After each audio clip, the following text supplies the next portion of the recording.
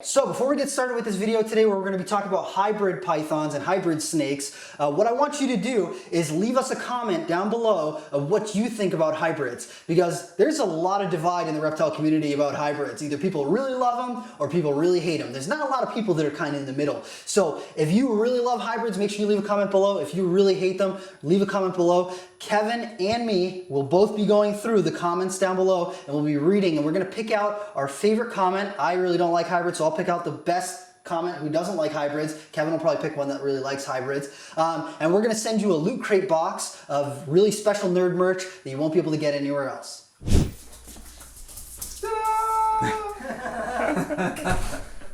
He's so ridiculous because he does it on purpose. He will come running down, and then he has to do his little slide and stop and makes a presentation of himself. He's very, very dramatic. Indo caramel. Don't do that, it hurts the snakes. Oh yeah, yeah, it really does. Yeah. Oof, that's a... I love when people say these things, and I'm just like, I know more about snakes than you do. You know, if my microphone was stronger, we could hear it screaming. If snakes had ears, Kevin. So Kevin actually made some retics that have got these little notches on the sides of their head that basically kind of look like ears. So we've hatched out like 5 or 6 of these snakes now that have these little things on the sides. It looks like Kevin's trying to breed ears back onto snakes. Would you want a snake that's got ears? Dad? Nobody's here. This thing's heavy. I'm trying to make a YouTube video, Janet. Can you not use profanity? This thing is so flippin' cool. Alright, well, what are you doing? I am looking at, we just paired up a bunch of reticulated pythons, so I'm going through and taking a look at some of the animals that we had paired up, seeing if we got any action going on. We are right in the middle of our retic breeding season right now. We're just really getting into the things. We actually had some females who we bred last year who just started to cycle, so we're pretty excited about that. And then we got some males that we're actually just introducing right now. So I'm just going through, taking a look in, seeing who's doing what, if anybody's getting some action going on. And then got to check the other room. These are all girls right here that are already pregnant. So these girls should be laying eggs here in the not so distant future. And then we got our anacondas over here. So we got some of our breeder females and some of our males together in here. We got some females and males in here. And we got some more up here. And dude, what the? What? Are you serious? What's wrong?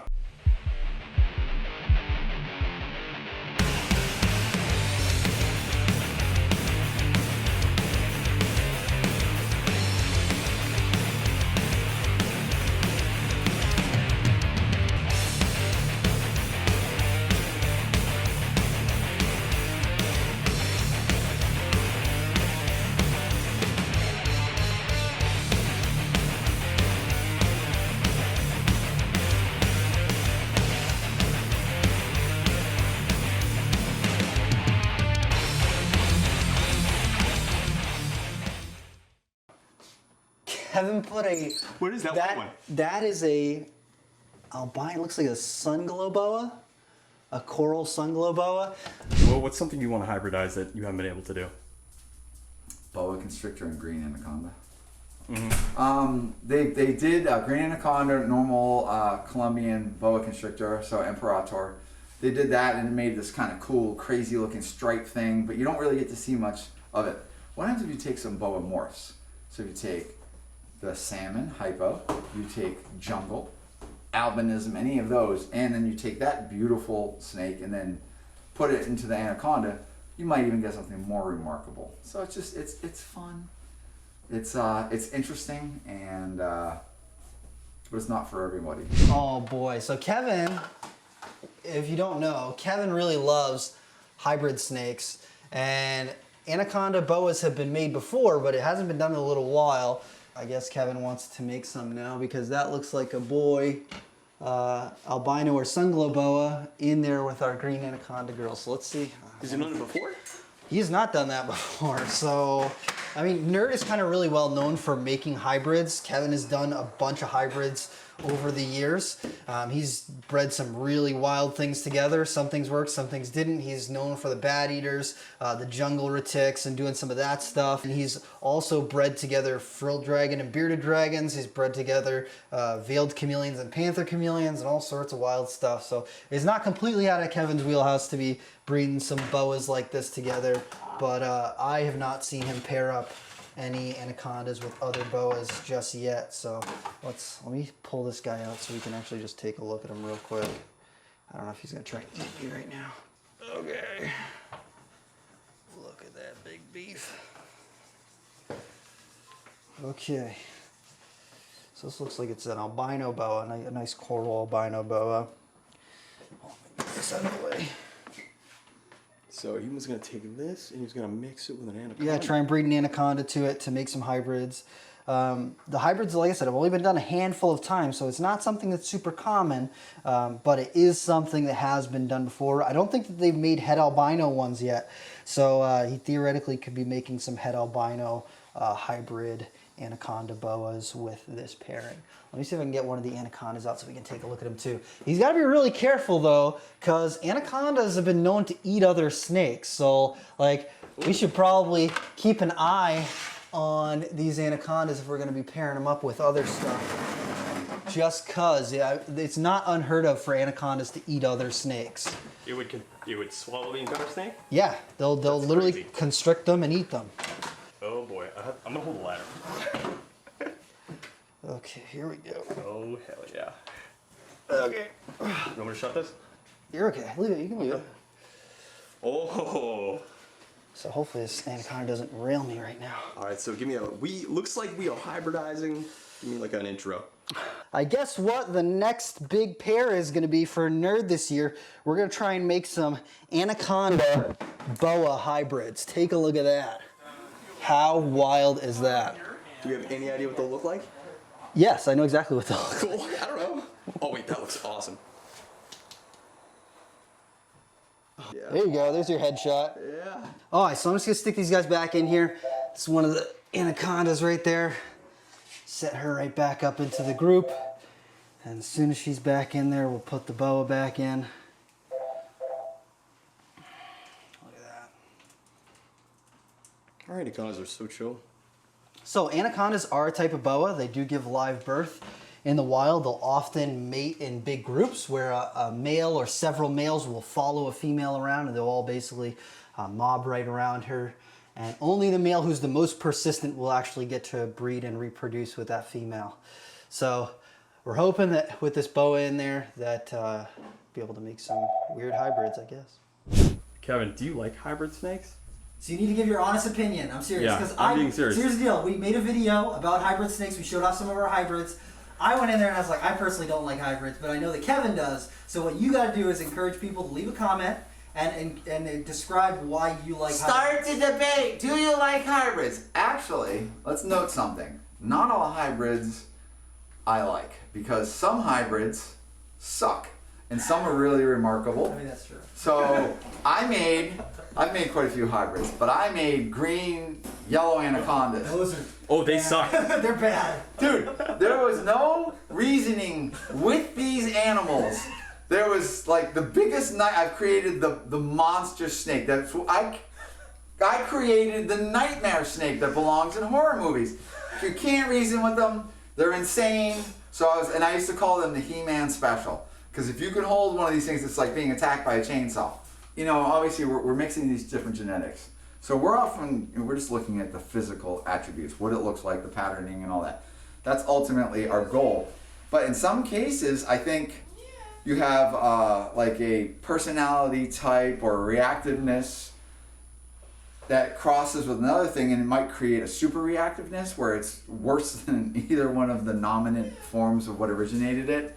When that happens, I'm not a big fan. Certainly I don't want to, when you have any kind of malformities or anything like that, any kind of deformities, that's not particularly good either. But whenever you do hybrids, you're dealing with less success, certainly viability of ovum, viability of fertilization, viability of a fully developed embryo and a successful birth, or, you know, egg hatch or whatever. So it comes with a lot of negatives. It is not a money-making endeavor. So all of you people that you think hybrids are gonna whatever, no, doesn't. You could breed the nominant and you could get, you know, 100% fertility and 100% live babies, and if you do the hybrid, that doesn't key over very well. It can be all over the place. Let's be very real. Look at all dogs.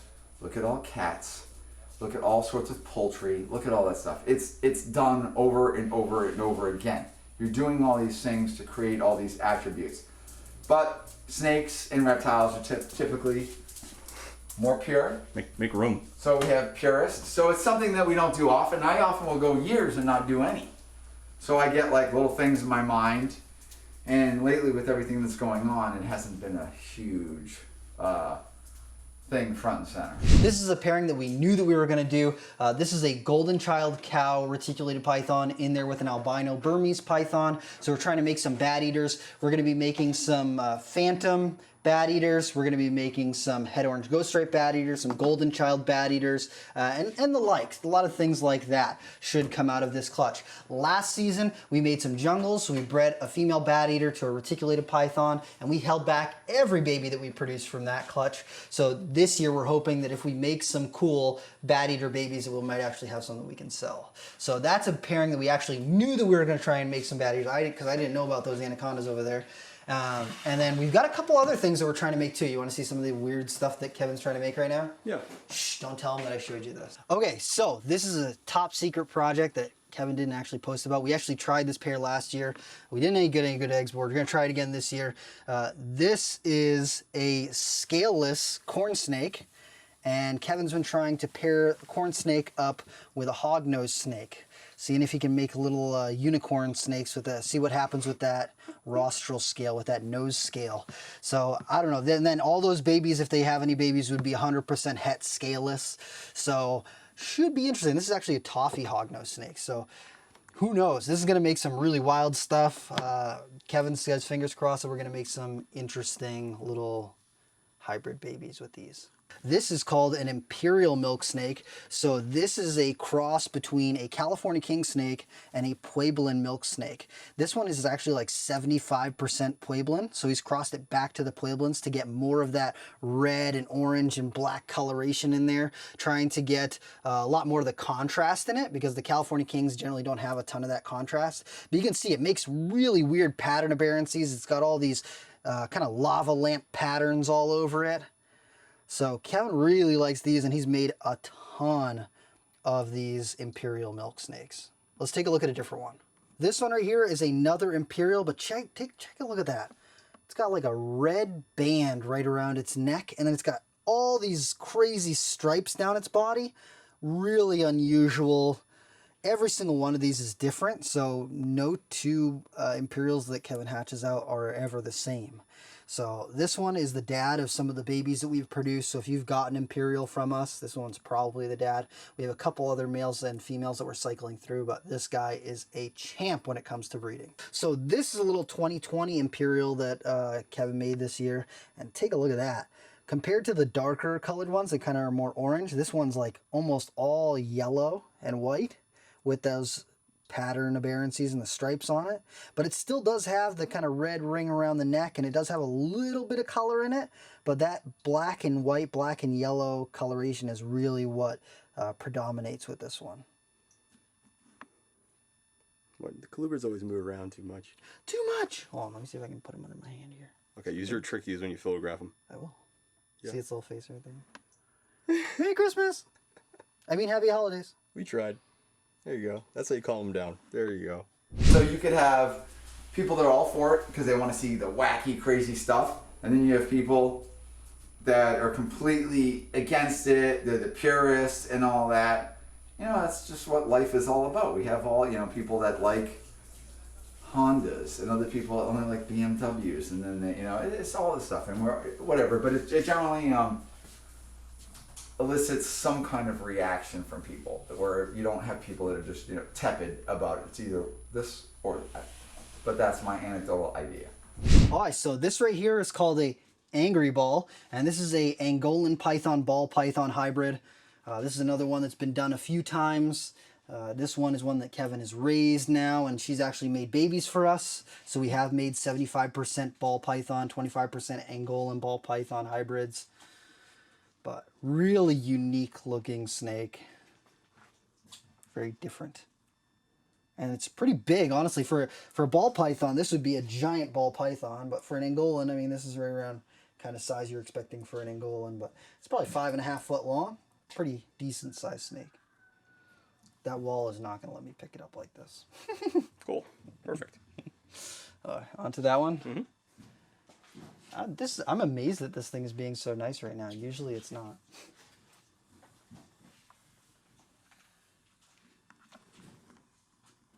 Is it easy to hybridize ball pythons over other snakes? Yeah, because they figured out how to breed ball pythons. If you know how to reproduce something, it's easier to make a hybrid of it. If it's something that hasn't been reproduced as readily, it's much tougher to make a hybrid with it.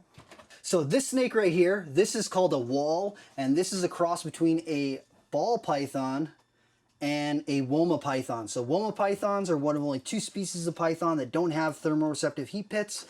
And we cross that with a ball python. They're actually a completely different genus. So Womas belong to the genus Aspidites, and then ball pythons belong to the genus Python. So completely different cross, not something that you would expect to see, but very interesting looking animal. It kind of gets the waviness of the Woma, but it kind of keeps a little bit closer to the ball python colors. It does have heat pits. If you look at its mouth, it does have little heat pits in there. Not big ones, but little ones. Not really what you'd expect. And it's about probably 4.5 feet long. So unique animal, not something that you'll see. I don't think anyone else on YouTube is showing off walls or any of the other hybrids that we've kind of shown off. All right, so one more hybrid project that Kevin's working on this year. He is trying to cross a diamond python with some green tree python. So we've got a male diamond in there with a couple green tree python females. Kevin's hoping that we'll make some of those. I don't think that cross has been done yet. I know that they've done jaguar carpets to green trees. They've done regular carpets like jungle carpets to green trees and West Poplands and stuff like that, but I don't think anyone has done a diamond to a green tree python just yet. So, Look at how beautiful. what were you guys saying about us not having enough monitors for the outside world? Not any that regular people can afford. You mean These like ones. regular people like our Twitch viewers? Yeah. Hey, Twitch viewers, can you afford our monitors? Not the ones that we had up before now. These ones are going to be between $800 and $1,200. Are these It's affordable? Dozer! The Dozer! Oh. Do you hear that? We were right on key together. That was like, yeah, look at that. Did you know that dozers are most stolen content on YouTube? Did you know that? Yep. Oh. He is, Team yeah. Pumpkin Suds. He's the most popular thing to steal from us on our YouTube channel. Come here, Dozer. Come here. Dozer.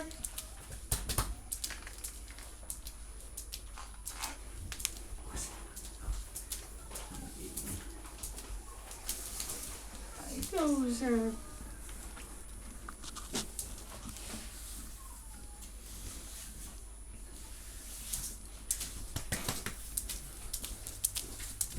Oh, look, this snake. Oh, we're approaching ovulation. You can smell it. I How do you can know? tell. How do you know? I can tell by the look of that snake. Oh, goodness. Hello, my little cupcake. That's not cupcake. It's a cupcake. Oh, yeah. She is adjusting. She's what? She's She's adjusting? adjusting Why? her ovum. Here, Dottie. Yeah, tell me. Robert, take a look at this snake. Oh, she's glorious. Hey, Robert, you want to learn something? I do. I'm serious. I've learned a lot of things working here, honestly. I've listened to Kevin say things so many times, I've retained some cool words. I can play Scrabble now. Not full facts, just words. Channel. Kevin, are you crazy? That's a Look at Oh this! my god. Oh, goodness What are you doing right now? You Palpating. you're you're palpating. Palpating. Help aiding. Palpating. Yeah, all the same. What's interesting, Kevin? He's feeling the doo-doo. I think she's already. You already go? Come on, baby. Oh. Hi, baby. No, I only want to go where I want to go. just a higher end one, so when I'm emailing people, I can send a picture. Like these are $1,200 ones, these are $800. Okay. I didn't get her up high enough, but let me see.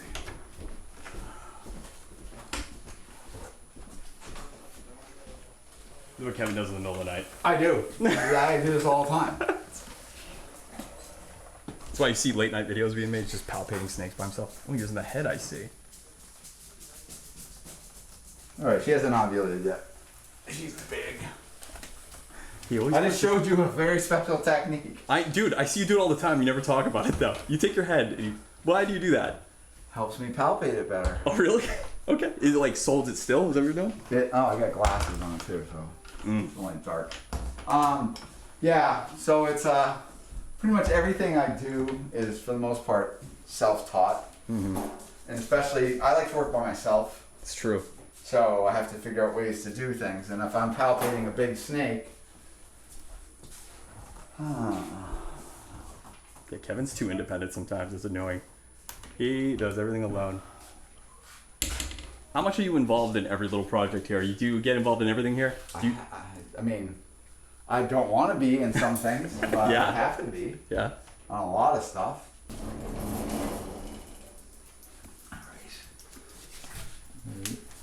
Right.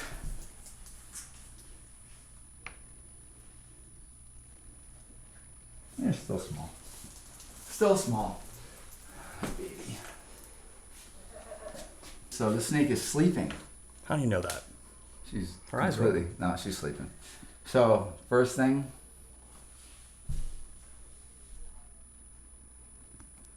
I don't like to just wake them up. She is conked out.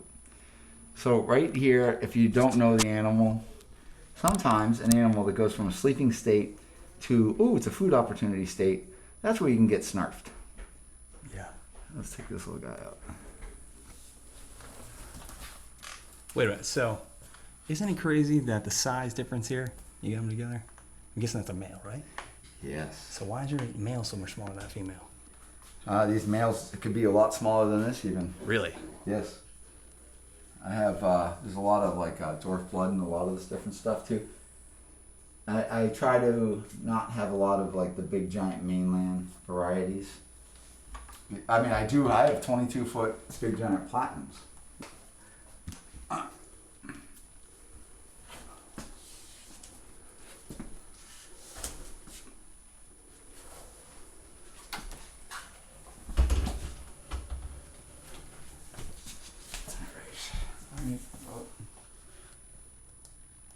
Boom, boom, boom, boom, boom, boom, boom. All right, so those follicles are like that. Let's get this one below. This is a really nice snake. This is an albino golden child platinum. So it's a 3-gener. She's got a nice white head on her. So I'm watching, if I look at her disposition, she's not too reactive to me right now. So I'm not using a hook, so it's fine. Hi, baby.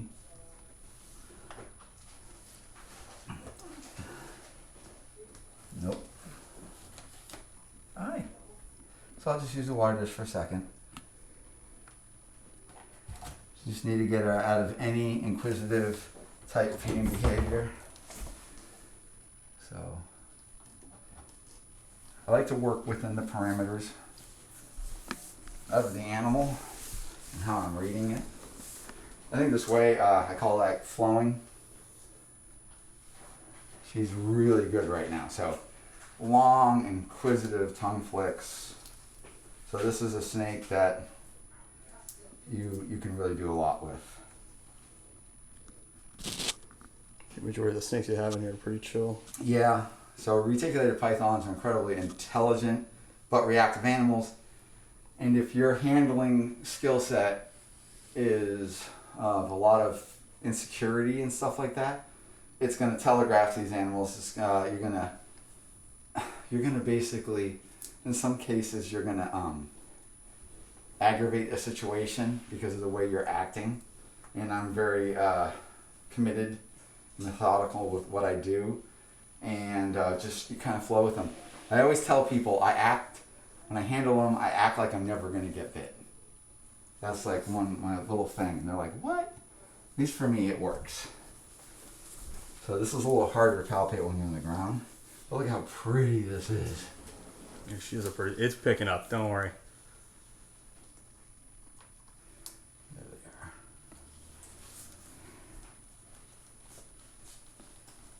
So she's fighting me. They're fighting me.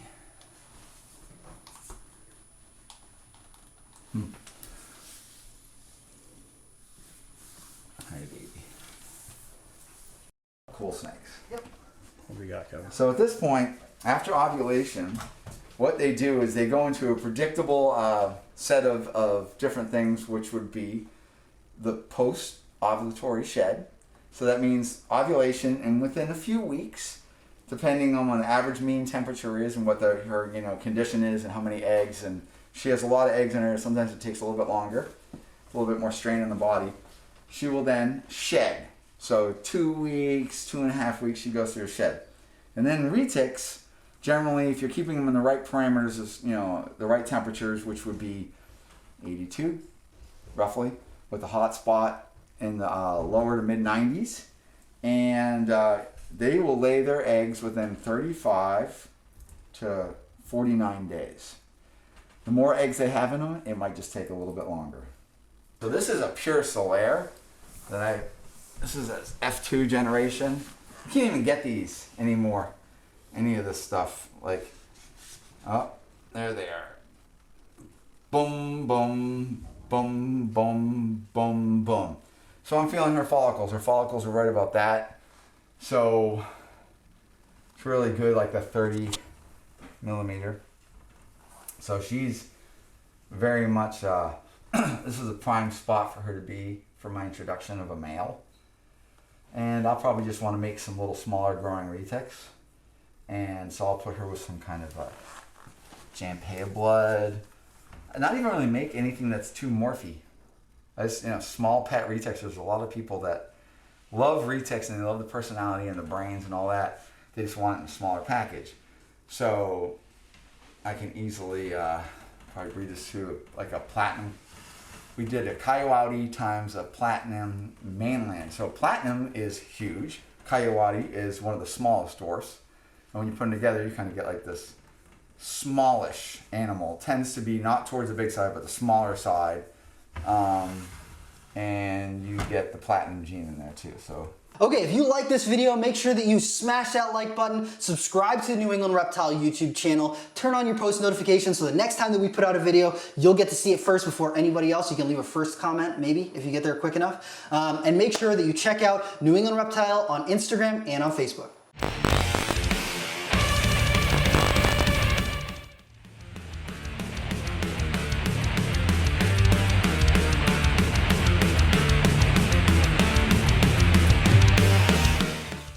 I gotta turn my camera on, dude. You didn't turn your camera.